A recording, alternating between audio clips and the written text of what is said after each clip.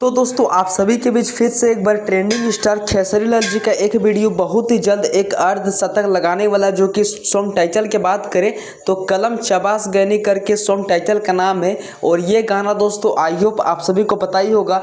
मतलब दोस्तों ये गाना एक दिन में इतना ज़्यादा ट्रेंड कर गया है कि मात्र एक दिन के अंदर 2 मिलियन से भी ज़्यादा व्यूज़ मिला था। और ये गाना दोस्तों अभी फाइनली 2 से 3 दिनों के अंदर 50 मिलियन वाला व्यूज़ में क्लब होने वाला है कुछ ही दिन में, जो कि आप सभी ये सॉन्ग को तो सुन ही चुके होंगे। ये गाना को अपने मधुर आवाज में सिंगिंग किए थे hit machine trending star Khesari Lal ji and Shilpi Raj ji ने। और मैं आप सभी को बता दूं कि दोस्तों अभी तक पावर स्टार पवन सिंह जी का भी 2025 में अर्धशतक अभी तक नहीं चढ़ा, जो कि खेसारी लाल जी का चढ़ चुका है। और मुझे लग रहा है कि ये गाना 2026 तक 200-300 मिलियन भी होने वाला। तो प्लीज़ अगर आप लोग अभी तक ये वीडियो को नहीं वॉच किए तो मेरे डिस्क्रिप्शन बॉक्स के नीचे आप लोगों को ये सॉन्ग का लिंक मिल जाएगा, जाइए भरपूर सपोर्ट कीजिए।